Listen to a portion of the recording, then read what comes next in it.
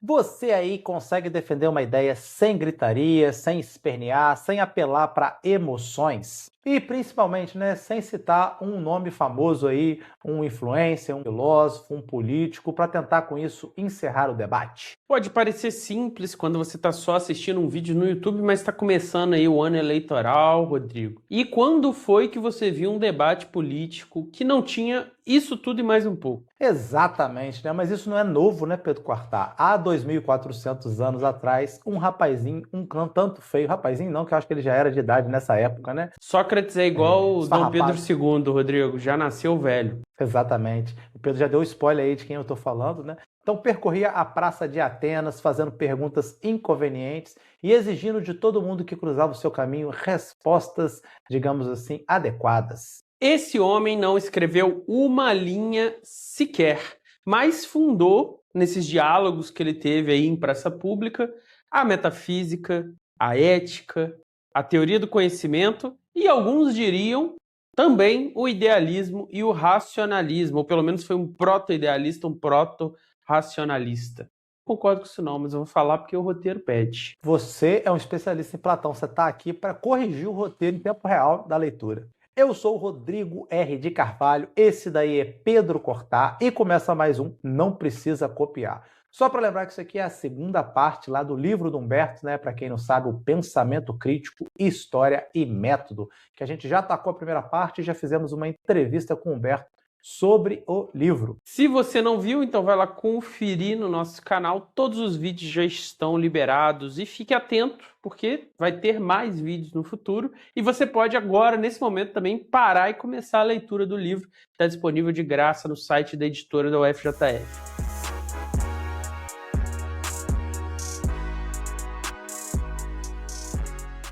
Hoje o tema é Sócrates e Platão, o primeiro que transformou o método do pensamento crítico no estilo de vida e o segundo que eternizou esses diálogos, esse estilo de vida, essa atitude crítica no texto escrito para toda a posteridade. Pedro Cortaro, nosso magnífico grupo de estudos de Platão com Fábio Fortes, que ouvi dizer, vem aí, né, aparecer aqui no Não Precisa Copiar.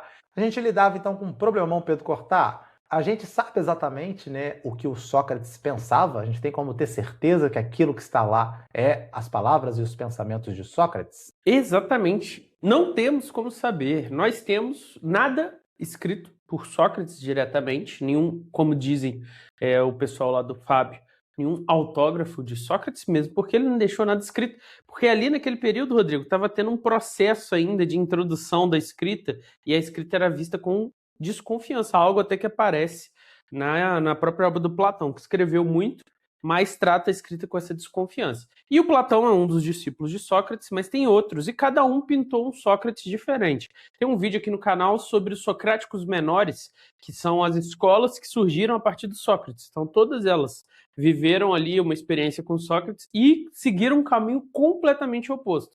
Então, a partir disso, a gente já consegue ter uma noção de que o Sócrates era uma criatura multifacetada e que a gente não pode confiar só numa versão vista por um dos seus discípulos. Isso é interessante porque ele fecundou, né, essas tradições todas. Parece que ele foi tão rico, né, que cada um pegou um elemento ali e desenvolveu a partir dali. Então, de alguma maneira, tudo que surgiu a partir dele tem assim, vai reverberar para a Exato. eternidade, né, tal como o gladiador. E esses socráticos menores, Rodrigo, eles são bem diferentes das grandes fontes que nós temos de quem foi Sócrates. Quais são elas? Exatamente, Pedro Cortá sempre falava isso comigo, né? Nós temos que consultar três fontes, né? Platão, que é o maior discípulo e o mais importante filósofo, alguns dirão que é até maior que Sócrates, né? Nós temos também Xenofonte, o historiador. É o Xenofonte que também tem uma apologia de Sócrates, Pedro? Ele mesmo. Ele mesmo, né? E o Aristófanes, que tem uma comédia chamada As Nuvens, que dá uma tripudiada, uma zoada no Sócrates, que é uma delícia de ler, que faz você, 2.400 anos no futuro, dar pala, dar risada com as suas piadas. Sim, inclusive tem o famoso Pedra de Toque, né, Rodrigo? É muito bom Sobre esse as nuvens, episódio é aí. verdade. E aí, Platão transforma Sócrates numa espécie de herói trágico da filosofia. Então ele vive uma tragédia para viver corretamente a filosofia. Já no Xenofonte a gente vê Sócrates como um debatedor, um professor, né? Alguém ali voltado para esse projeto de oralidade, de discussão. E o Aristófanes, Rodrigo? O Aristófanes, como a gente comentou, né, é um comediante, então As Nuvens vai ser uma comédia que vai zoar, vai dar uma desprezada no Sócrates, comparando ele até com um sofista, né, que eram teoricamente o grupo a qual ele combatia, e muitas das vezes zoando essa noção de que o filósofo ele está preso nas nuvens, enquanto o mundo terreno, o mundo mundano, esse mundo que nós vivemos aqui, está muito distante dele, né? Ele não se conecta com esse mundo. Então ele coloca Sócrates num papel um pouco ridículo. O Kierkegaard, Rodrigo, segundo um professor que uma vez eu vi numa dessas semanas acadêmicas que tem na UFJF, ele estava fazendo uma pergunta numa palestra sobre filosofia antiga. E o Kierkegaard, segundo esse professor, ele talvez seja o retrato mais fidedigno do Sócrates. Acredita? O Kierkegaard é um filósofo do século XIX. Como assim, Pedro? O mais fiel de todos? Como é que vai ser ele o cara que vai melhor traduzir Sócrates, tão distante? Exatamente, a imagem imortalizada na comédia do Aristófanes do Sócrates voando acima das nuvens numa cesta é uma representação do poder da ironia socrática, que ali na comédia representa o quê? Você ter um rompimento da sua vida prática, então você ser tirado da sua vida prática e colocado num espaço de subjetividade, num lugar interno. Então, deixa eu ver se eu entendi. Você está dizendo que aqueles 3 fontes lá que a gente falou, que é super importante, elas de alguma maneira criaram um personagem. Ninguém restituiu o Sócrates histórico mesmo, que viveu, que morreu, que tinha defeitos, que tinha também qualidades. E aí o Kierkegaard acha, então, que cada um concebeu esse Sócrates de um jeito diferente à sua própria maneira. É isso? Exatamente. Não só isso, como quem tenta estudar Sócrates normalmente tenta fazer essa triangulação, né? Olhar esses vários Sócrates e tentar achar um elemento comum. E aí o jeito mais fácil, e que a maioria dos filósofos vai fazer essa abordagem, é simplesmente ignorar o Sócrates histórico. Porque o homem Sócrates, Rodrigo, com seus filhos, a sua esposa, a sua falta de dinheiro, ele não importa. O que importa é o método e toda a riqueza filosófica que esse método que ensinou essas pessoas que escreveram trouxe pra gente. Faz sentido. Mas ouvi dizer que não só o método, mas a gente precisa também saber contra quem Sócrates está ali se degladiando, né? Então a resposta sobre Sócrates vai de encontro à figura dos sofistas, e isso é inescapável, aparentemente. Exatamente. E quem são os sofistas? O termo sofistas inicialmente designava sábios. Era o equivalente aos os sanins lendários, sabe, Rodrigo? Eram os 7 grandes sábios da Grécia, assim, o cara que inventou a geometria. Era esse nível de coisa, assim.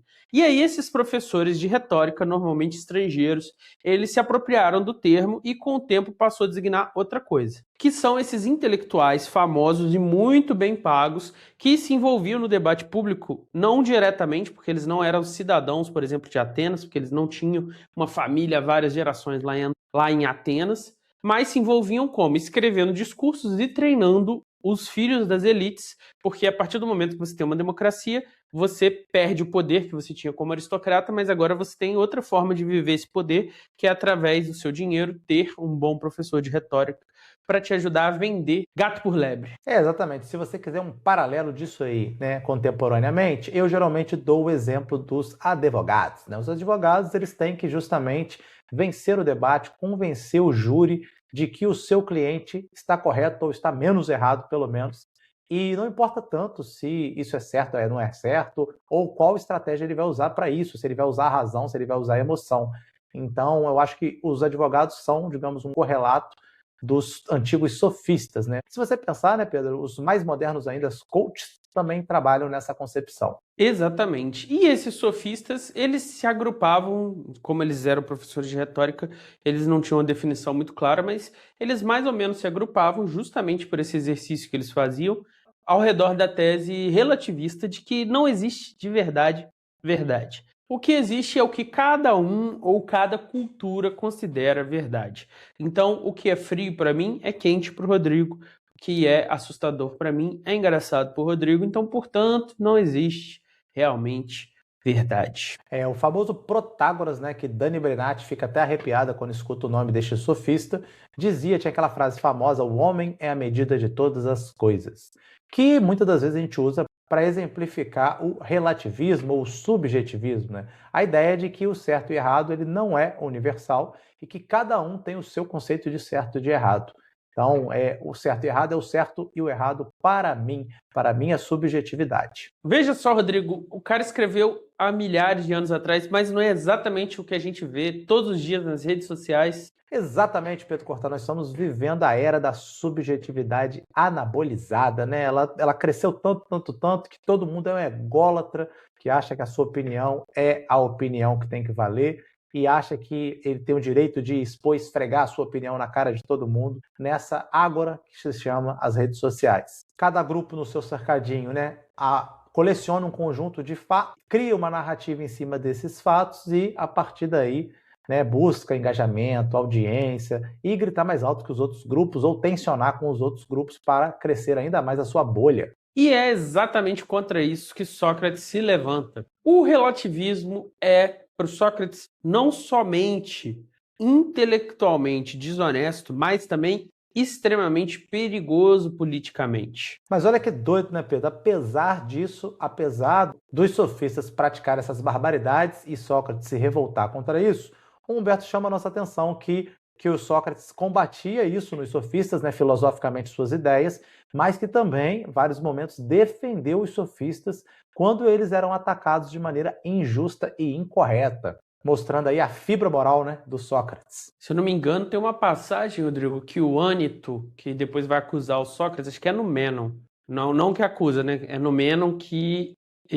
acontece isso, começa a falar umas barbaridades dos sofistas e o Sócrates cai em cima dele e fala, não, calma aí, tá errado isso aí. Eu acho que eu lembro alguma coisa disso, não tinha uma parada assim que ele perguntava para o Ânito, que parece que o Ânito não conhecia de fato, né, nenhum os sofistas e pergunta se ele tinha dons, né, de adivinho, como é que ele sabia das coisas que ele estava falando sem ter o contato com os sofistas. Então essa é a abordagem filosófica. Olha, eu não concordo com esses caras, mas a gente só pode trabalhar com a verdade. Se eu for discordar de alguém, é baseado no mérito das disputas aqui intelectuais e não discordar por discordar ou falar coisas que eu não sei que são verdade. E isso nos leva, né, a essa diferença fundamental que eu tento explicar para meus alunos, eles erram na prova toda vez, né? A diferença entre a erística, né, sofística, e a dialética socrática, que obviamente eu não trabalho com esses termos lá, senão ia complicar mais ainda, mas essa habilidade retórica dos sofistas contra esse método do Sócrates de busca da verdade. Então a erística é a arte de vencer disputas. Eu entro no debate já com o discurso pronto,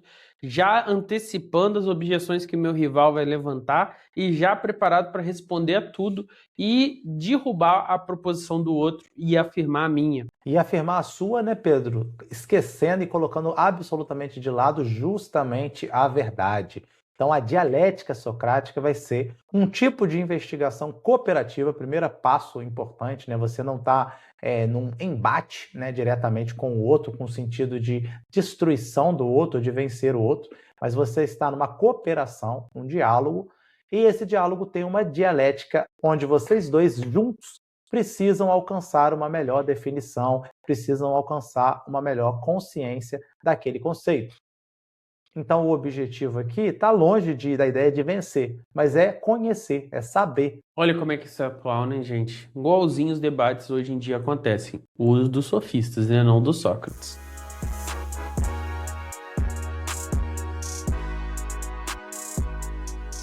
Show de bola, Pedro Cortá. Mas, para a gente compreender isso aí que a gente acabou de falar, esse método, a gente tem que falar do nome bonitinho da maêutica, da ironia, da dialética. Esses três são o coração do método socrático. O que significa a palavra maêutica, Rodrigo? Para explicar a maêutica, eu conto essa história lá na sala de aula, os meninos ficam chocados, né, com o uso dessa palavra e com o que ela significa. Ela significa do grego, né, a arte da parteira, né? Para quem é jovem e não sabe o que é uma parteira, joga aí no Google. E a mãe do Sócrates era uma parteira. E o Sócrates justamente dizia que ele não ensinava nada a ninguém, mas ele fazia como a mãe dele. Do mesmo jeito que a mãe dele não fazia o bebê em ninguém, ele também não colocava ideia na cabeça de ninguém, ele só ajudava as boas ideias a vir à luz. E como que ele fazia isso, né, Pedro? Ele fazia perguntas, né, que ia levando a outra pessoa, o seu interlocutor, a revelar, a parir um conhecimento que já estava dentro dele. O exemplo clássico é o escravo do Mênon. Então ele chama para conversa lá no Mênon um rapaz escravo que não sabe matemática. Ele faz uma série de perguntas para esse rapaz e, a partir disso, o rapaz consegue demonstrar o teorema de Pitágoras. E o argumento e a conclusão do Sócrates com isso, né, é que o escravo ele não aprendeu, ele simplesmente relembrou, ele rememorou, né, esse conhecimento que ele já tinha. Então o conhecimento estava lá enterrado em algum lugar e a conversa, o diálogo e a dialética, de alguma maneira, despertou e trouxe à tona este conhecimento. E isso é uma bomba nuclear na prática sofística, porque a implicação dessa descoberta é que o conhecimento não vem de fora para dentro, como os sofistas ensinavam, que se podia ensinar às pessoas qualquer coisa, mas, pelo contrário, vinham de dentro para fora. Então eu tinha que me voltar para dentro, me autoexaminar, me autoavaliar e, a partir disso, fundamentar as descobertas da verdade. Exatamente, né? Isso é importante para a educação até hoje, né? Se a gente se perguntar quem foram os professores que marcaram, né, a nossa trajetória, certamente não foram aqueles que apenas despejaram conteúdo, mas aqueles que nos fizeram pensar, nos fizeram refletir. Exatamente, inclusive, né, Rodrigo, o autor desse livro que a gente está aqui fazendo o trabalho que nos levou à filosofia, de tão impactante que ele foi ali no nosso início do bacharelado. Eu me pergunto, né, se isso foi bom ou ruim hoje em dia, porque você poderia ser aí um sociólogo famoso, eu um psicólogo endinheirado, mas é isso aí. Ele teve impacto ele teve. Assim como o meteoro lá com os dinossauros, né? Pois é, e apesar, né, Pedro, da pedagogia, da nova pedagogia, que já está velha pedagogia, porque já deve ter uns 100 anos, falar sobre isso, né, falar sobre esse papel de pensamento crítico, de provocar o aluno a participar, a falar, a nossa pedagogia que funciona na escola brasileira ainda está fincado no modelo tradicional, né, do professor como um detentor do conhecimento e do saber e que vai transmitir isso daí quase por osmose. É muito aluno por sala, é muita sala por professor, é pouco tempo para o professor ser criativo, isso tudo que demanda energia, criatividade. Então, assim, mesmo que você pegue os documentos mais atuais da nova pedagogia que falam de habilidades e competências, falam de ensinar a conhecer e piriri pororó, na prática, né, Rodrigo? Difícil. Exatamente. O segundo conceito do método do Sócrates é a ironia, que não é simplesmente o sarcasmo que aquele aluno adolescente faz com você 7h15 da manhã, quando você faz uma crítica a algum comportamento disruptivo que ele tem em sala de aula que está causando caos, as cadeiras revirarem, o mundo vir abaixo. Exatamente, exatamente. A ironia socrática ela é uma ferramenta filosófica, né? E com isso ela quer causar um certo impacto. E o impacto era justamente deixar, né, o interlocutor confortável. Então ele elogiava o interlocutor, ele fingia não saber nada, não saber o sentido daquilo que ele estava perguntando, ele fingia ter menos conhecimento do que o interlocutor para deixar ele ali de boaça, confortável, sem achar que o papel do Sócrates era um papel de interlocutor hostil contra ele. Então, o objetivo da ironia era preparar o terreno para o nascimento, para a maiêutica. Segundo Romano Guardini, a ironia não é menos séria do que o discurso direto. A ironia socrática, ela não vem de simplesmente uma rabugice que quer acabar com a pessoa. Não, ela vem de uma sensibilidade, de uma compreensão do que é o outro e do que vai tocar essa outra pessoa. Então ela vem, na verdade, de uma sensibilidade. Isso quer dizer, né, Pedro, que ela está muito longe desse sentido que a gente dá, né, contemporâneo, de cínico ou de crueldade até. Show de bola, mas e a dialética, Pedro Cortrar? Como que a dialética entra nessa brincadeira? A dialética merece até mesmo um bloco inteiro, Rodrigo, porque a dialética, ela não é um mero método em Sócrates, mas a virtude, a ética do diálogo em si mesma. Você fica com o rostinho caidinho de ladinho assim, lendo, e aí eu fico pensando, será que ele está lendo o que ele quer completar? Ou será que ele acabou? Mas a dialética, Pedro Cortar, o bonito dela é que ela começa com um acordo, né? O acordo primeiro é que duas pessoas estão tentando alcançar um objetivo comum. E que objetivo seria desse? Seria tentar responder a uma pergunta. E tentar responder a essa pergunta tentando determinar quais são os termos que a gente vai usar para tentar responder essa pergunta. Tem um exemplo nos diálogos, Rodrigo, que num deles o Sócrates pergunta aos interlocutores assim: vocês querem a justiça em si, universal, ou justiça em casos específicos? Isso por quê, né, Pedro? Imagina duas pessoas discutindo justiça, mas uma buscando esse elemento universal e a outra buscando, né, discutir casos específicos de justiça. Então é uma conversa de doido, né? E aí nos diálogos de Platão a coisa é mais clara, né? Então se eles discordam sobre o que eles estão querendo discutir, eles simplesmente falam, ó, não é isso não, Sócrates, não é disso que eu estou falando, vou embora, valeu, até mais, e pronto, o diálogo acaba ali. Então o diálogo ele só pode continuar e ter segmento se tiver um acordo mínimo sobre o que eles estão buscando. Então pensa o seguinte, você está vendo um debate sobre segurança pública, mas parece que os dois interlocutores são malucos, porque um de um lado está falando de segurança pública, mas o que ele está dizendo mesmo é sobre enfrentamento direto ao crime, atualmente, nesse momento. Enquanto o outro, ao falar de segurança pública, está falando de políticas socioeconômicas que previnam a criminalidade. Os dois estão usando o mesmo termo, segurança pública, mas estão falando de coisas completamente diferentes. Exatamente. Então aí não há acordo e não há dialética possível nenhuma, né? O que a gente tem aqui são só disputas de narrativas, né? Cada um buscando a sua verdade ou se sobrepor ao outro. O que se chamava nesse período aqui de Sócrates de erística ou de retórica, né? E aí o Humberto vai apontar uma distinção que existe entre Platão e Aristóteles. Para Aristóteles, a lógica trabalha com a verdade das sentenças. Já para Platão, a gente está trabalhando no nível anterior com a dialética, no nível dos conceitos. Então, o que o Pedro está chamando a atenção é que, neste método, né, primeiro você vai ter que definir, por exemplo, o que significa o justo. E aí, somente depois que a gente vai falar de justiça. Porque se você não souber o que é o conceito de justo, a discutir justiça se torna um negócio absolutamente impossível. Então, a lógica, ela pressupõe esses conceitos. Eles são, digamos assim, os átomos, né, o núcleo do debate, da argumentação. E é justamente a dialética que vai forjar esses conceitos. Mas aí, Rodrigo, uma pergunta: será que não seria melhor partir direto da lógica formal? A dialética não depende muito dos quens envolvidos aí? E aí ela não fica um pouco atravancada, não fica um pouco lenta por causa disso? Você está corretíssimo, né? Ela é um pouco mais lenta, mas, de acordo com Platão, se você construir de maneira rápida, como provavelmente o nosso mundo hoje gostaria que a gente construísse, seria construir em cima de areia, né? Ou montar um castelo ou uma catedral, você aí que é um católico, em cima de um brejo. Então não vai prestar. Primeiro a gente precisa definir com perfeição esses conceitos, para então subir para o segundo, para o terceiro andar, para o quarto andar, para o campanário, para botar o sino da igreja. Bom ponto, faz sentido. Você precisa primeiro definir bem para depois poder, até mesmo cientificamente, medir certas coisas com experimentos. Faz sentido. Então chegou a hora, Pedro Cortá, de falar daquela famosa frase, né? O paradoxo do só sei que nada sei, que meus alunos ficam piradinhos quando eu falo sobre isso.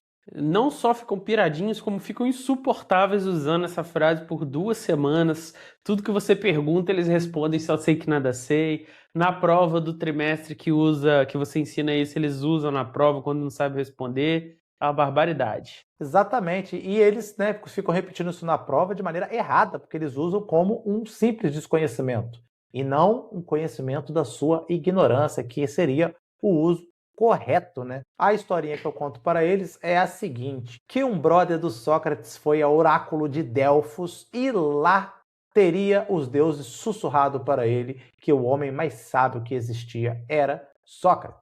Mas olha só, é importante, a sua história tá furada aí. Olha só é importante destacar que os deuses não estavam falando isso aleatoriamente. O cara chegou lá e perguntou: quem é o homem mais sábio de toda a Grécia? Entendeu? Imagina que eu chegasse em Juiz de Fora e aí eu fosse lá na cartomante e falasse: quem é o melhor professor de filosofia dessa cidade? Aí ela falasse assim: é o Rodrigo. Aí eu fosse lá bater na sua porta e falar: Rodrigo, eu quero ter aula com você porque a cartomante disse que os espíritos informam que você é o homem mais sábio de todo Juiz de Fora. Foi nesse espírito que aconteceu. Exatamente. E eu, como Sócrates, né, diria, isso é uma loucura, porque eu sei que eu não sei, eu sei que eu não sou o mais sábio professor de filosofia que existe. Então, como isso é possível? E aí, para resolver essa questão, o Sócrates começou a rodar na cidade dele lá, que você imagina aí que tinha milhares de pessoas, então não era uma cidade tão grande assim, para os termos que a gente tem hoje. Aí ele começou a rodar nessa cidade entrevistando quem tinha fama de sábio. Então ele entrevistava sacerdotes, generais, políticos, e aí ele foi descobrindo que todo mundo que achava que sabia alguma coisa, na verdade não sabia nada. Então, por exemplo, ele ia atrás de um general que falavam que era muito corajoso, ele Aí ele pensava, se esse general é corajoso, quer dizer que ele vai saber o que é coragem. Aí ele ia perguntar, o que é coragem? Aí o cara respondia, aí o Sócrates fazia uma contra-pergunta. Aí ele tentava responder. Aí eles ficavam nisso até o cara falar, não sei o que é coragem então, seu Zé Mané, seu insuportável. Exatamente aí que está a diferença, né, Pedro? O Sócrates, ele reconhecia que ele não sabia, enquanto esses brothers aí todos achavam que sabiam, até que eram confrontados pelo Sócrates, e Sócrates dava um choque de realidade, onde eles percebiam que eles também não sabiam. É o famoso efeito Dunning-Kruger, né, Rodrigo? Quanto menos a pessoa sabe, mais ela acha que sabe. Mas ela está convencida que ela detém o conhecimento.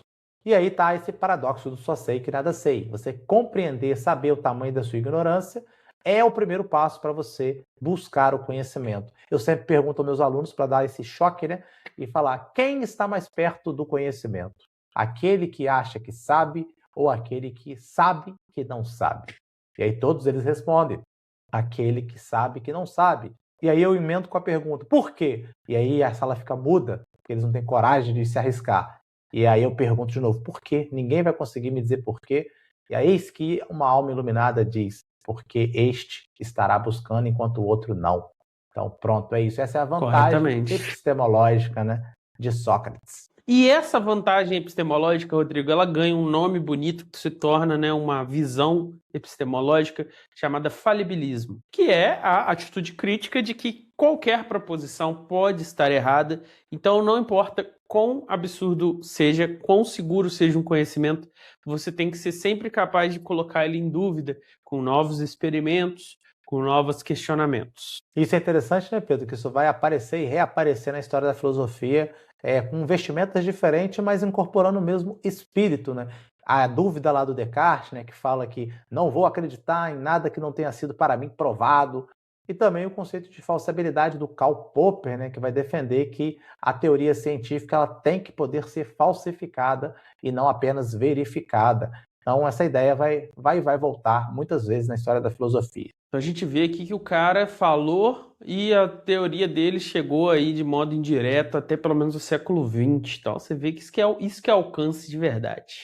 Exatamente. Mas um outro elemento de Sócrates que a gente falou rapidamente no início é que essa ideia do comportamento, né? Sócrates, tudo que ele faz não é um simples, digamos assim, uma habilidade, é uma forma como ele acredita ser o ser humano perfeito, ou o ser humano que está buscando essa perfeição. Então, para o Sócrates, essa busca pela verdade é um tipo de expressão do próprio caráter do Sócrates e do caráter que os seres humanos em geral deveriam ter. A maêutica é um método gentil que acaba refutando a pessoa porque o próprio Sócrates é gentil. A dialética inclui o outro na discussão porque o próprio Sócrates tem humildade intelectual e acredita que o outro tem algo a contribuir para a discussão. A ironia não foi feita para humilhar e não humilha porque o Sócrates não quer humilhar ninguém. E não só isso, né, Pedro? Ele se preocupava com a formação desse caráter, não dos filósofos ou dos seus alunos, mas ele conversava com qualquer um, né? Com velhos, com jovens, com sapateiros, com ferreiros, com os políticos, com os próprios sofistas, né? Que eram, digamos assim, os arquirrivais deles, né? O Sasuke do Naruto deles. Então, qualquer um que aparecia, Sócrates estava disposto a ajudar nessa formação do caráter. E aí uma questão, Rodrigo, se isso aqui é verdade, quer dizer então que não seria capaz um desonesto de usar as mesmas ferramentas que o Sócrates? Obviamente que sim, né? Isso ganhou até nome no período contemporâneo, chama coach, que usa tudo isso aí para justamente desestabilizar, usar da ingenuidade dos seres humanos. Então é um tipo de maêutica da armadilha. Então quer dizer, as ferramentas de retórica que o Sócrates usa são ferramentas, elas podem ser usadas para fins erísticos. É aquele velho debate, né, Rodrigo? Está respeitando a letra, mas não o espírito da coisa. Exatamente, né? E é por isso que o Sócrates se foca na ideia da formação do caráter, né? Porque senão o método pelo método ele pode ser usado para qualquer coisa, inclusive para o oposto do que era o objetivo do Sócrates, né? E é interessante, Rodrigo, porque de fato os métodos inaugurados pelo Sócrates, que são herdados pelo Platão e também em grande medida pelo Aristóteles, são utilizados para formular doutrinas, né? E apesar de bem críticos em comparação a outras pessoas da sua sociedade, esses dois filósofos já foram bem mais dogmáticos nas formulações de suas teorias. Exatamente. Comparativamente, então, o Sócrates, ele nesse caso, ele é irretocável, né? porque ele não deixou uma doutrina tá aí para ser refutada, digamos assim, né, como Platão deixou, e ele não deixou nenhum tipo de sistema fechado aí para ser discutido, se é o sistema, se não é o sistema, igual a gente fica fazendo com Platão, né? Ele deixou só um método, né, um espírito, um ethos, um caráter. E aí a imagem que Humberto vai colocar no seu texto é que enquanto Platão e Aristóteles envelhecem e se encurvam com o peso das suas teorias, o Sócrates mantém um sorriso de superioridade de quem nunca será abalado. Exatamente, e permanece para sempre, né, como esse mestre do pensamento crítico, esse fundador, este homem que, do ponto de vista do pensamento crítico, não tem o que a gente dizer, senão só lançar flores a ele, flores trabalhistas. E aí, apesar do Aristóteles não marcar presença nesse livro, né, de pensamento crítico, por ter sido uma pessoa que desenvolveu mais suas doutrinas, o Platão está aqui e a gente vai falar dele nas próximas partes. Mas será que a gente vai falar dele como quem fala de Judas, Rodrigo? Um traidor de seu próprio mestre? Coitado do Platãozinho, né? Será que ele merece um julgamento tão desfavorável? Mas Judas será você que chegou até aqui e não curtiu o vídeo, não ligou o sininho para saber quando um novo vídeo sair e não compartilhou para aquele seu amigo, para aquela sua amiga que vai gostar desse debate.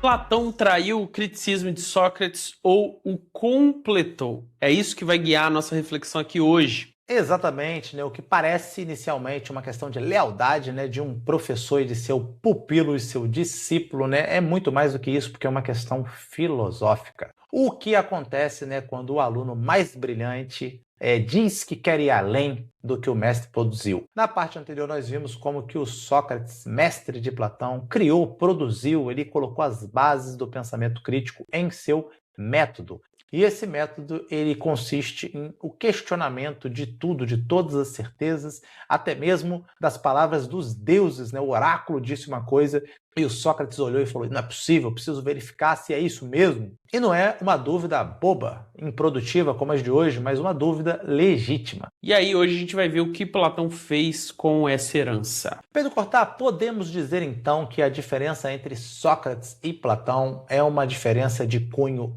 ontológico? Seria Sócrates um descrente na possibilidade de um conhecimento pleno da realidade e Platão um crente nisso? Platão aposta que sim, Rodrigo. Em grego, ele vai dizer o seguinte. Eu não estou conseguindo ler.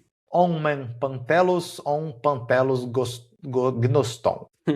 Então, com esse grego do Rodrigo aí. Filho da puta vai deixar essa merda? O ser perfeito é perfeitamente conhecível. É isso que o grego do Rodrigo quer dizer. E isso, em Platão, é uma afirmação que o Sócrates nunca faria, Rodrigo. Exatamente. A diferença pode parecer pequena para algumas pessoas, né? Mas para a gente que é da área aqui sabe que é uma diferença gigantesca. Porque justamente, se você acredita que a realidade ela pode ser conhecida pela sua racionalidade, então faz todo sentido você construir uma doutrina e um sistema tentando explicar, né, como essa realidade funciona. De outro lado, se você não acreditar nessa possibilidade, você jamais construirá uma doutrina e um sistema. Se você é desconfiado como Sócrates era, o máximo que você consegue fazer é manter-se lá nas questões, fica perguntando, colocando as coisas em questão. E a pergunta que o Humberto vai fazer no livro, né, Pedro, é justamente essa. Quando Platão toma esse partido do sistema, de produzir uma teoria que vai explicar racionalmente a realidade, não teria ele abandonado o criticismo? Ou nós podemos dizer que ele ressignificou o criticismo, ele transformou o criticismo? A verdade é que Platão é dogmático só e unicamente nos padrões socráticos de criticismo. Se você olhar os pensadores posteriores, até mesmo alguns hoje em dia, você vai ver que ele é ainda bem cético, bem crítico. Diante desse criticismo arraigado do Sócrates, qualquer pensamento que propõe alguma coisa já parece dogmático. Exatamente. Imagina que loucura seria dizer que qualquer resposta que você apresenta já seria ela mesma um tipo de traição ao método socrático. Nós precisamos nos lembrar que sem respostas, né, nem a ciência nem a política conseguem, né, se desenvolver. Mas o Platão escreveu uma cacetada de diálogos. Será que ele era tão crítico assim? Um dos argumentos que o Humberto vai usar é a questão do estilo literário que o Platão escolheu, porque ele não escreveu um monte de diálogo à toa. Se ele escreveu apenas nesse formato, e tirando a maioria esmagadora dos diálogos, a gente tem algumas cartas, ou seja, não era nenhum texto que ele escreveu para o público, foi um texto que ele escreveu para alguém, que ficou aí, algumas até são falsas, a gente sabe hoje.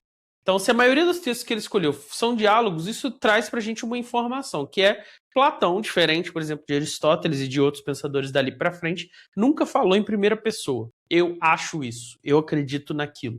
Ele sempre mostrou o que quer que ele quisesse mostrar através dos diálogos. Tem uma outra treta ainda pior, né, Pedro? Que ele fala, às vezes, num diálogo dentro do diálogo. Então, sei lá, é um personagem lembrando de um diálogo que foi contado para ele entre Sócrates e uma terceira pessoa. Então, quer dizer, uma coisa tão distante que muito dificilmente você diria, o Platão está afirmando essas ideias positivamente, né?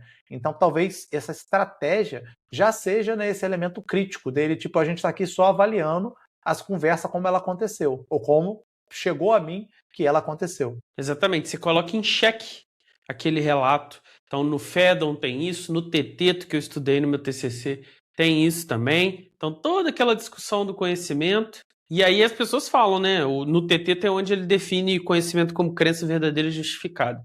Aí as pessoas falam, definição de Platão. Mas né, vê o problema que o Rodrigo está trazendo?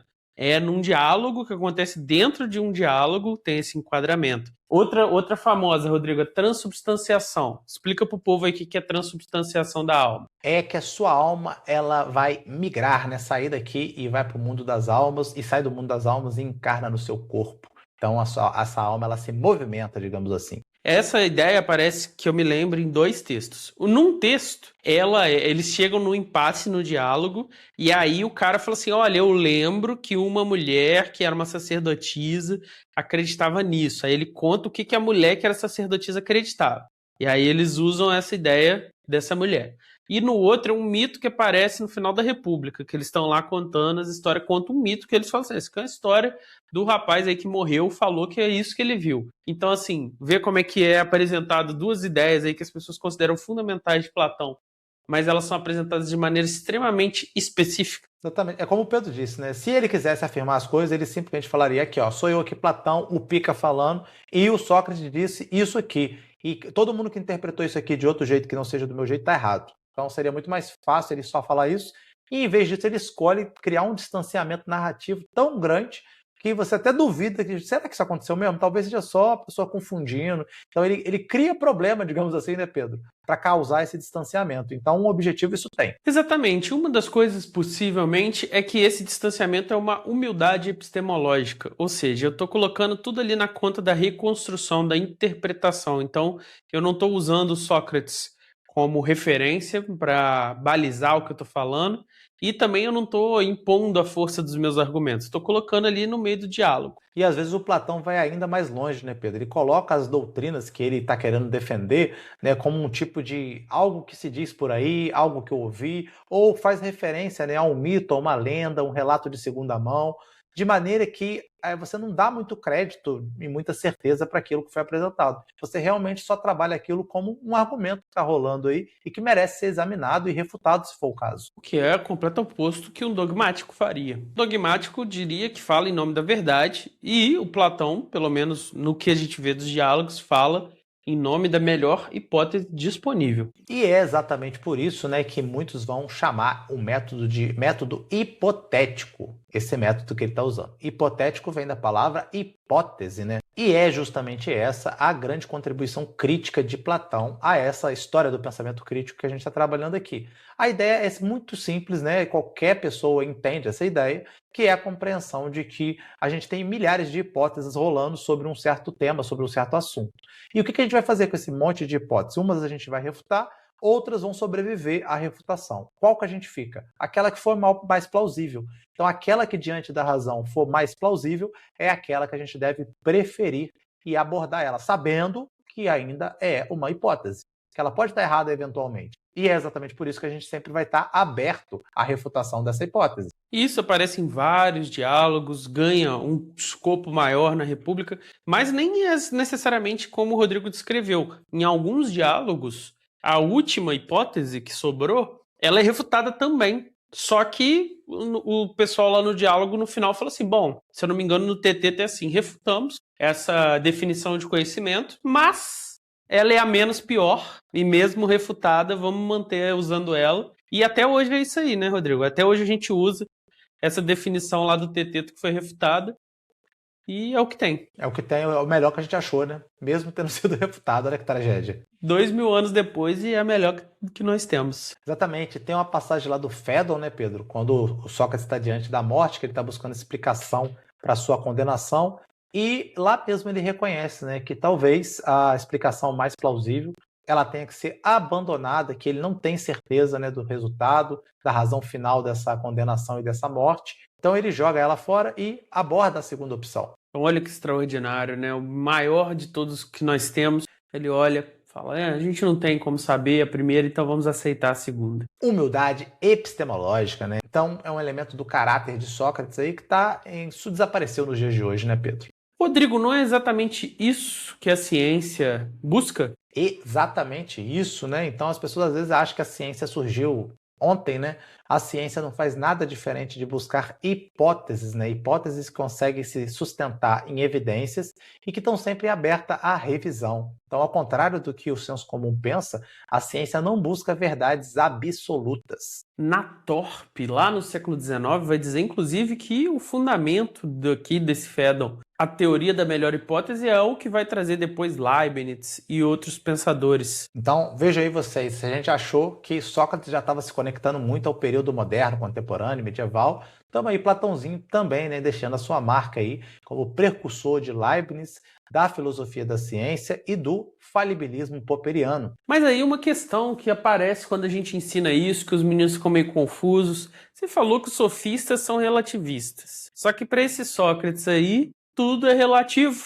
Então não é a mesma coisa? Essa é uma pergunta que ajuda a esclarecer muita coisa aqui, né? Qual seria a diferença se você aceita muitas hipóteses? A diferença é o critério que você está usando, né? Então os sofistas, eles vão dizer que todas essas hipóteses, elas têm valor igual. Então se o Pedro aceita uma hipótese como melhor e eu aceito outra, tá tudo certo, elas têm peso igual na balança da justiça. O que o Platão está dizendo aqui é que nunca vai ter peso igual, simplesmente porque as hipóteses têm que ser verificada segundo vários critérios, né? O critério da coerência lógica, o critério da correspondência com a realidade, por exemplo. Então, absolutamente não é tudo igual. Exatamente. O fato de que é revisável não quer dizer que seja relativo nos mesmos termos. Chegamos então, Pedro Cortá, à famigerada teoria das ideias aí que seu grupo acha que nem existe. Não é bem isso. O Rodrigo, como sempre, com suas críticas desqualificadas às minhas posições. Mas para começar a entender o que Platão pensava, a gente precisa entender que idealismo que o autor está falando aqui, que o Rodrigo está chamando aqui, não quer dizer que a matéria não importe. Exatamente, Pedro Cortá. Em geral, os livros didáticos às vezes separam muito, né, as ideias e a matéria, tornando Platão aí um idealista, digamos assim, caricato. Mas o fato é que a reminiscência platônica ela depende desse contato com o mundo sensível.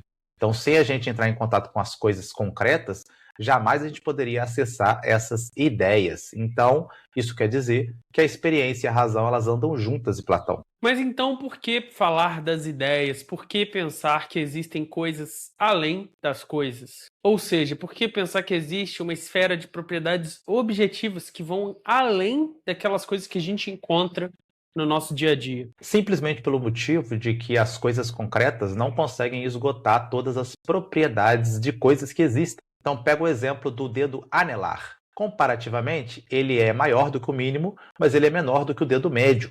Então, dessa medida, ele é ao mesmo tempo maior e menor, dependendo da comparação. Esse tipo de conhecimento, ele transborda a realidade empírica. Ou seja, nenhum objeto pode ser em si o maior ou o menor por ele mesmo. E isso diz pra gente que grande e pequeno existem como propriedades independentes dos objetos que eles instanciam. Não ficou claro ainda? Então vamos pegar a matemática, né? 2 mais 2 é igual a 4. Isso é verdade. Normalmente, quando a gente envolve matemática, as coisas ficam mais claras. Costuma ser assim. É verdade, é verdade. Mas eu sei lá, acho que dependendo da abstração dos conceitos, eu tô com a matemática, viu? Ainda mais uma matemática 2 mais 2 igual a 4 aqui, eu acho que Quer ver mais um negócio esclarecido. que a matemática clarifica? Lembra aquele cientão do Vicente? Se o primeiro for verdadeiro e o segundo for falso, ele não presta. Se o primeiro for verdadeiro e o segundo for verdadeiro, ele presta. Só que aí o que buga a mente é que se o primeiro for falso, o se for falso e o então for verdadeiro, a frase é verdadeira. Lembra disso que bugava nós? Eu não me lembro exatamente não, mas agora só de você falando não parece fazer sentido nenhum, tendo em vista que o início é falso.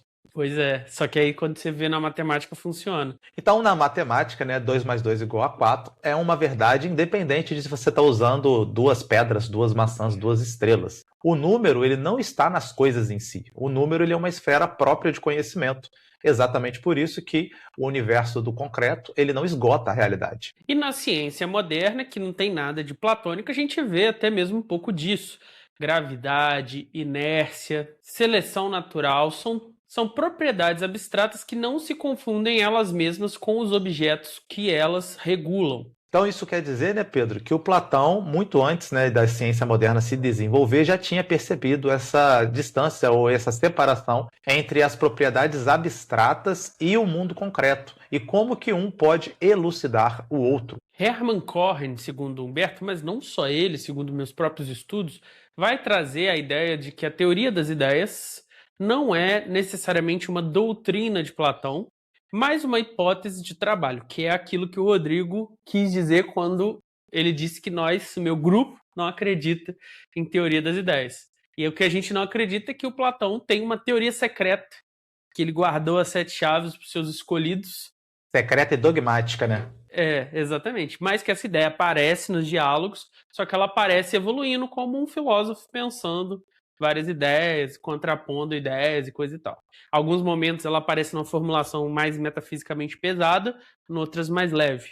O ponto é que a teoria das ideias é a hipótese mais segura dadas disponíveis. O que acaba por confirmar, né, Pedro, essa tese do Humberto aqui, que Platão, ele é, comparado a Sócrates, um dogmático, mas do ponto de vista, né, do que seria o dogmatismo, ele não é um dogmático, porque ele subordina esse dogmatismo, entre aspas, né, ao seu criticismo. Então, isso que nós chamamos de dogmatismo, na verdade, como você disse, como vocês defendem, é uma mera hipótese, mas não é qualquer hipótese relativisticamente falando, mas a melhor hipótese que ele chegou. E aí voltamos à questão de que Platão despreza a matéria. Esse estereótipo, né, Pedro, diz Humberto Schubert, vai vir de umas leituras literais de algumas passagens ali da República e do Fédon. Então, esse tipo de avaliação ela foi baseada, na verdade, em fragmentos e fragmentos tirados completamente do seu contexto. O próprio Fedro, que é um outro diálogo de Platão, mostra claramente uma conciliação entre matéria e, vamos chamar assim, espírito, porque lá as paixões, os desejos, eles não são descartados, mas são ordenados, eles se tornam os degraus iniciais em direção a algo mais elevado. Então, sem a disciplina das paixões, né, você não tem o que Platão acharia, né, que é necessário, que é a integração total e plena da mente humana. E essa integração, ela é para ele essencial para a felicidade. Então, seria impossível, por exemplo, simplesmente suprimir as paixões, né, suprimir os sentimentos, porque isso tornaria a vida sem sentido e não permitiria a integração da mente. Por que será então, Rodrigo, que Platão foi lido de maneira diversa a essa? Então, parece, Pedro, que tem dois movimentos. Um deles, você aí, recém-católico, vai poder explicar pra gente, que é a forma como a teologia cristã medieval pegou nesse dualismo platônico, mas radicalizou essa concepção de que o corpo é a prisão da alma, né? Você já discutiu comigo isso aí, falou que no catolicismo verdadeiro não é nada disso, mas aparentemente essa leitura ficou muito popular nesse período ali medieval, né? Tem que lembrar que a galera da Idade Média, eles não tinham acesso a todos os textos de Platão e Aristóteles, né? Eles foram redescobrindo como é que os séculos foram passando. Então não sei se é o caso aqui, vou fazer uma especulação. Mas o argumento do Humberto é que o pessoal lia o Fédon e a República. Se as galeras lá tinham só esses dois textos, por exemplo, e não tinham o Fédon, ficava mais difícil você chegar na imagem completa. Outra coisa também que são idades médias. A Idade Média não é uma coisa regular, né? A galera do final da Idade Média, do início da Idade Média, tem visões bem diferentes sobre as coisas, especialmente na filosofia. Então, às vezes ali no começo da Idade Média, mais puxado para o neoplatonismo, a coisa era assim mesmo. O outro é o materialismo. Por que o materialismo? Explica aí pra galera. Imagino que a partir desse novo referencial, Platão vira o grande vilão, né? O tipo de pensamento atrasado aí que foi superado com o materialismo, faz sentido. Então, em ambos os casos, né, o Platão simplificado ele é mais útil do que o Platão complexo, né? A complexidade acaba atrapalhando esses argumentos aí, tanto de um lado quanto de outro. E aí a pergunta que se lança e os atuais intérpretes de Platão, Rodrigo, se os antigos e os materialistas estavam cometendo aí essa gafe intelectual, quem será que os atuais intérpretes de Platão estão servindo secretamente, já que o Platão é tão usado assim. Pois é, isso aí é um episódio específico que a gente pode fazer, quem sabe com o Fábio Fortes, né? Se ele me responder lá a mensagem. E na próxima parte vamos falar então especialmente da República. Exatamente, né? Onde vai ter ali uma discussão sobre ética, sobre política, sobre ontologia, a obra máxima do nosso querido Platão.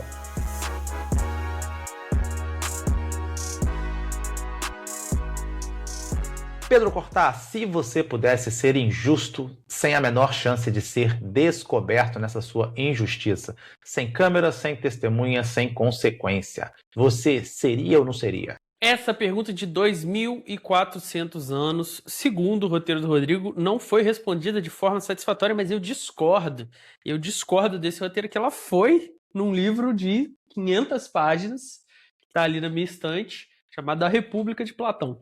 E também no Senhor dos Anéis. Então tem 2 livros respondendo essa pergunta. Exatamente, depois disso aqui vamos ver se o nosso ouvinte vai julgar também que foi muito bem respondido. O fato é que A República é um livro que versa sobre diversos temas, né? Política, ontologia, epistemologia, ética, psicologia, né? Tudo em torno de um único problema. Qual o problema, Pedro Cortá? Não é o plano de governo do candidato Platão no ano eleitoral, mas sim a questão filosófica, a justiça. O que é a justiça?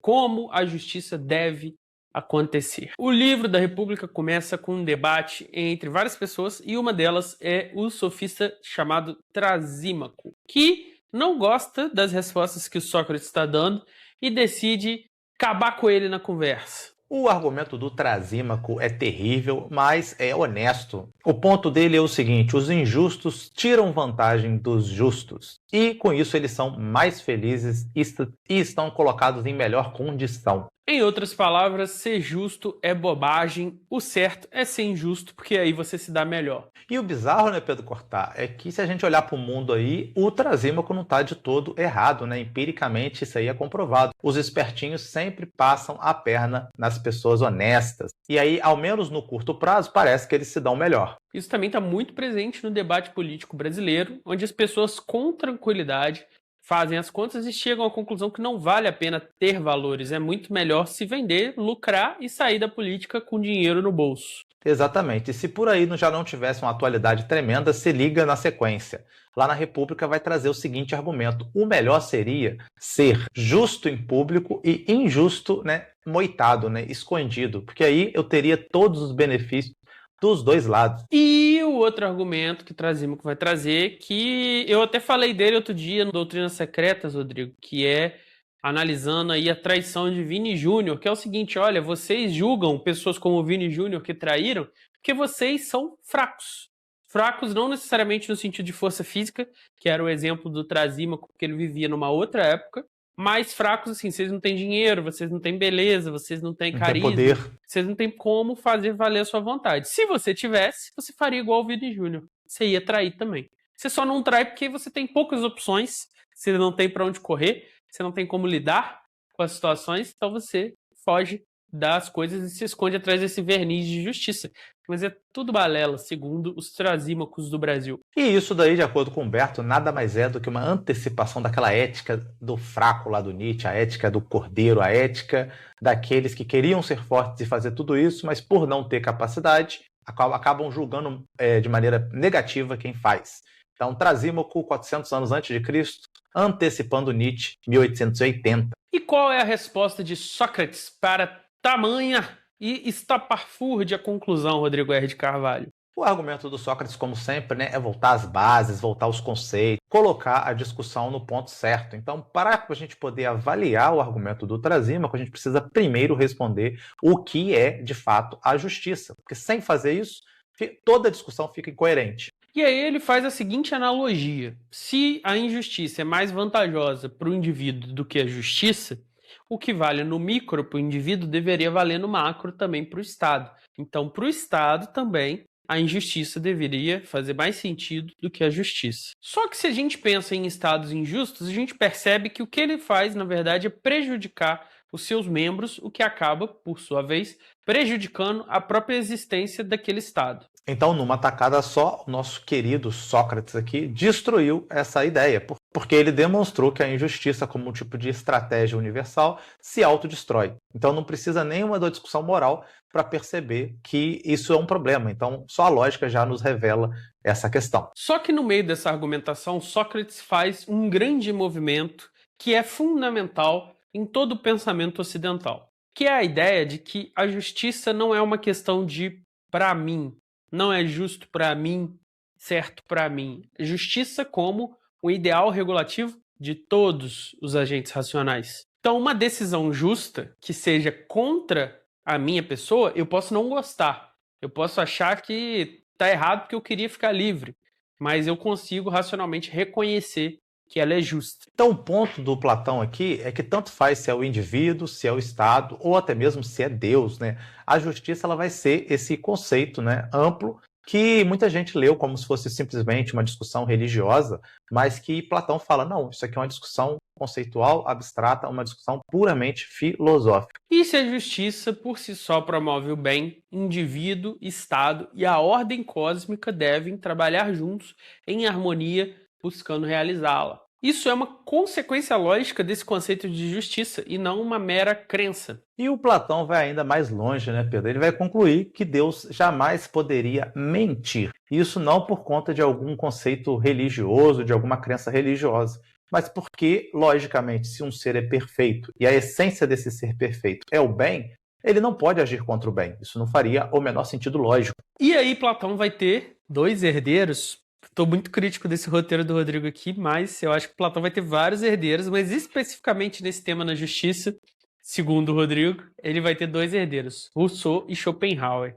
E Rousseau vai vir positivamente, afirmativamente dizer o seguinte: baseado nessa premissa, então existe uma moralidade objetiva, uma justiça que fundamenta a moralidade humana. Já Schopenhauer vai no sentido inverso, afirmando que não há ordem moral no mundo, então a justiça e a injustiça são igualmente inúteis, e essa discussão nem faz sentido. Como os projetos e metas dos indivíduos é uma construção que no fim do dia sem sentido, segundo essa visão, o Schopenhauer vai poder propor então que os sábios serão cada vez mais indiferentes a essas questões. Pedro Cortá, e aí? Você tá com Schopenhauer? Justo e injusto não existe? Eu imagino que não, né? Uma pessoa recém-convertida à religião. Pois é, complicado. Você deve estar com o Rousseauzinho. Né? Ainda mais aí que se os filósofos medievais aí, segundo você, Humberto, estavam aí abraçando Platão, radicalizando Platão, não tem como eu abraçar Schopenhauer agora. Não sei se eu concordo com o Rousseau, não sei aonde o Rousseau vai levar essa ideia, mas até aqui, até o que você me expôs aqui, tô com o Rousseau. Então, essa é a beleza do Platãozinho, né, Pedro Cortá? Ele não deu a resposta, né, de acordo com a sua tradição, mas ele formulou a pergunta de um jeito que ecoa na eternidade, tal como o gladiador. Pois é. E para tentar formular uma resposta, ele vai trabalhar com a ideia de bem, que é a ideia central de toda a república, que está superior à ideia de justiça. E essa é a ideia daquilo que há de mais inapreensível em toda a realidade. Então ele vai aplicar, né, o método que já está sendo aplicado aqui a absolutamente tudo, a ideia do bem. Então o que seria o bem em si mesmo? Será que a razão humana consegue definir esse bem em si mesmo? E tamanha a complexidade e dificuldade que ele vai ter que fazer uso, como é de seu costume, né, Pedro? De metáforas. Então qual vai ser a metáfora que ele vai usar? A metáfora do Sol, esse astro, como diz meu pai, todas as manhãs o astro-rei. Quando o sol está forte, ele fala que o astro-rei saiu. Quando o sol está fraco, ele fala que o astro-rei está escondido. E o astro-rei, ele é capaz de duas coisas ao mesmo tempo. Ele tanto é responsável pela capacidade de ver, como também pela capacidade de ser visto. Como assim? Sem luz, os olhos não conseguem enxergar, mas mesmo que você tivesse olhos, se não tivesse sol, você também não conseguiria ver os objetos. Então você precisa do sol. Tanto para poder dar uso para os seus olhos, quanto para poder ser visto pelos olhos de outrem. Nossa, que bonito isso, né? E da mesma forma, a ideia do bem vai fazer a mesma coisa, né? Ela vai oferecer a verdade ao que é conhecido ou conhecível, e ela vai ser também a potência do conhecedor, né? Daquele que conhece. Então, o bem é a condição de possibilidade de todo o conhecimento que existe. Mas é fundamental, aqui em Platão, ela também excede o conhecimento. Ou seja, ela é esse substrato, só que ela vai além deles. O mais sábio de todos não consegue esgotar o bem. Então isso quer dizer, né, Pedro, uma ideia também que vai ficar popular lá na modernidade, né? O bem é um ideal regulativo, né? Ele está sempre à frente e ele nunca pode ser alcançado e esgotado. E aqui a moral vai ser reestruturada. Não é simplesmente a questão de seguir as regras, mas de reconhecer esse ideal regulativo, buscá-lo, mas ciente de que você nunca pode realizá-lo plenamente. Então, o que quer dizer aqui? Essa ideia de que o ideal ele não é alcançável. O bem ele é um norte, né, que a gente tem que perseguir. Então, a moral ela deixa de ser simplesmente a aplicação, né, mecânica de regras e de comportamentos e passa a ser a busca infinita do melhoramento do indivíduo, da realização de ações boas, tendo, obviamente, como fim último esse bem. O afastamento deliberado desse ideal é que é o problema. Há uma linha que separa o humano do animal, mas essa linha é virtualmente infinita. Então existe um grande aspecto do que é ser humano que cabe ainda nesse bem. Exatamente. Um outro elemento, Pedro, que é bem discutido, né, essa ideia de que a república ela é lida como se fosse de fato um projeto político concreto, né? O Platão realmente queria realizar aquilo ali e aquilo ali era, como você falou no início, né, um programa de governo do Platão. E aí esse programa de governo sofreu várias críticas, elitismo, autoritarismo, censura dos poetas, então uma treta violenta que aconteceu ali na interpretação muito, digamos assim, presa à realidade dessa parte do livro. E o próprio Aristóteles, que foi aluno de Platão, considera a obra meio desmedida. Mas o Humberto ele vai fazer uma outra leitura, né? Ele vai querer trazer exatamente a República, essa ideia de utopia, no sentido filosófico.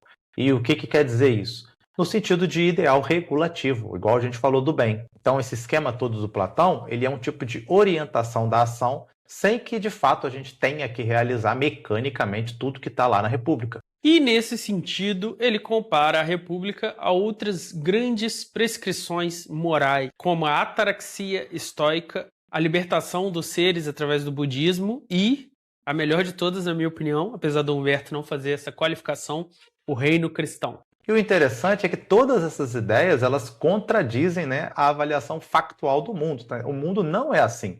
O mundo não é regido pela ataraxia, né, estoica, nem pelo reino cristão do Pedro, muito menos pelo comportamento dos budistas. O fato é que para todos esses, né, ele deveria ser assim.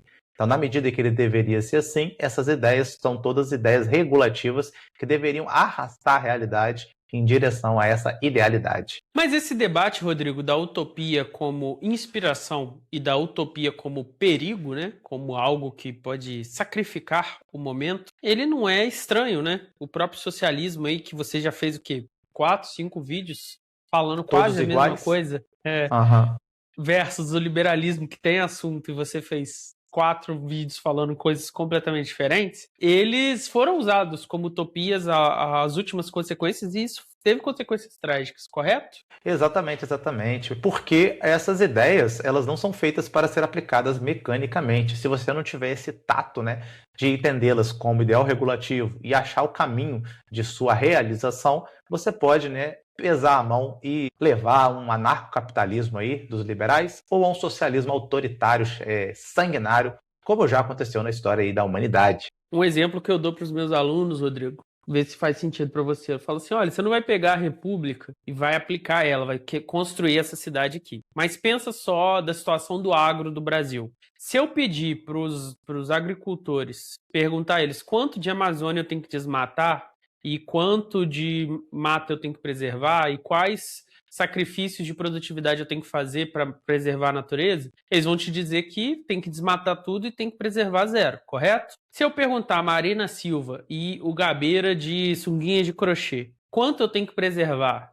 e quanto eu posso explorar, eles vão te dizer que eu tenho que preservar tudo, correto? Correto. E aí eu não posso contar nem com um, nem com outro para ser esse olhar do rei filósofo. Então o que o Platão está ensinando aqui nessa utopia? Ele está ensinando que a gente tem que sopesar. Então a gente tem que equilibrar os diversos interesses que a gente tem na nossa alma e na sociedade, de forma que eu preciso exportar para gerar riqueza para o Brasil, eu preciso produzir comida para alimentar as pessoas, mas eu também não posso comprometer tanto o meio ambiente que esses grandes compradores de carne parem de comprar porque o Brasil está desmatando muito, ou eu gere danos irreversíveis ao meio ambiente que prejudiquem as gerações futuras. Então, esse olhar que equilibra as duas coisas não é o olhar interessado nem do agricultor, do agronegócio, e nem do preservador. Eu preciso desse olhar global, da conciliação das correlações de força. E eu acho que o mais importante que o Platão chama atenção, né, Pedro, é que essa pessoa que vai ter esse olhar ou que vai tomar essa decisão,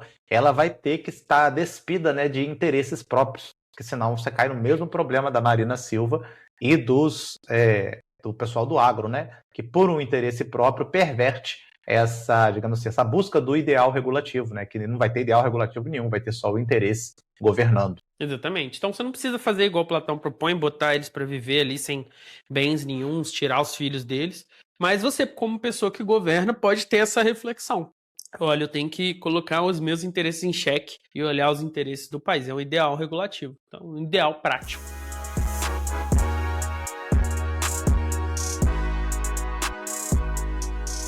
Show de bola, Pedro Cortá, mas e aí? E essa maturidade do final ali da República e as consequências do pensamento platônico? O que o Humbertinho tem a nos dizer sobre isso? Bom, parece que ele começou agarrado com Sócrates, crítico, e finalizou abraçado com a sua própria doutrina. Exatamente, e parece que quanto mais ele, né, se afasta do mestre nessa doutrina dele, mais aparece o próprio Platão, né, um Platão original, um Platão se aproximando dele espiritualmente, digamos assim, né, se realizando enquanto indivíduo nessa sua doutrina que se afasta do mestre, mas que revela quem é Platão, não só um aluno de Sócrates. E aí, a partir da República, a doutrina de Platão segue seu próprio caminho, de vez em quando especulativa, de vez em quando mais analítica, mas preservando de modo socrático essa sua atitude em relação ao que está sendo proposto. E com isso, né, tanto Sócrates quanto Platão introduzem o conceito de subjetividade, né? Então, esse mundo da interioridade, da abstração, ele é um mundo que está dentro do indivíduo, mas ao mesmo tempo ele molda o externo do indivíduo e a forma como ele experimenta este externo.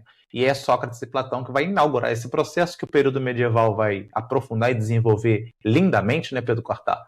E o período moderno vai discutir as grandes consequências disso. Primeiro, pela ironia, que afasta a tentativa de capturar a subjetividade alheia através das perguntas e respostas que poderiam ser dadas dessa forma dogmática. E segundo, né, pelo esforço maiêutico, né, que faz surgir essa voz interior ali, que o Sócrates chamava de daimon, né, que é a voz que vai anunciar a verdade, que é o momento que você tem esse parto de ideias e consegue capturar, ou pelo menos vislumbrar, essa verdade. E a imagem que o Humberto traz, que eu acho que é uma das mais belas de toda a filosofia, que é colocada no banquete, que é a ideia da filosofia como um amor, uma carência em nós que desperta a busca por algo mais profundo. Então, no amor, nessa carência, você deseja algo que nunca vai possuir, pelo menos nunca vai possuir completamente. E é basicamente essa a ideia do filósofo, né? Aquele que ama o conhecimento, que busca o conhecimento, mas nunca o terá na sua plenitude. E aí, olha que lindo, a gente se lamenta, os filósofos pensam assim, eu queria poder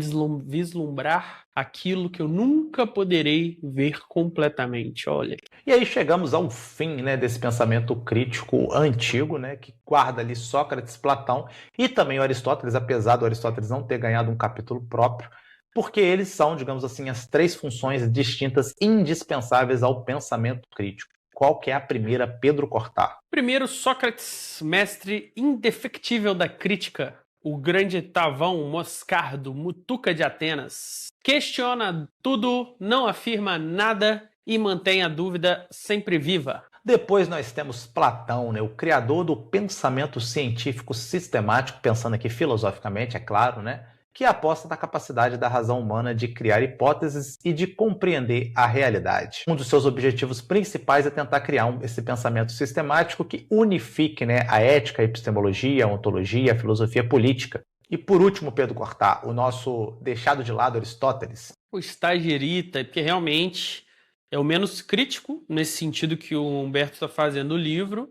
mas ainda é bem crítico, porque ele lança aí as bases de toda a lógica e da pesquisa empírica. E por muitos campos, ele é o principal pioneiro e fundador. Então tá aí, essa é, de acordo com Humberto Schubert, a tríade indispensável desse amadurecimento da consciência humana, e todos os problemas que a gente vai enfrentar de todas as épocas é simplesmente quando você olha apenas para um desses três, esquecendo as lições que os outros dois nos ofereceram. Uma época só com Sócrates fica paralisada, só na dúvida.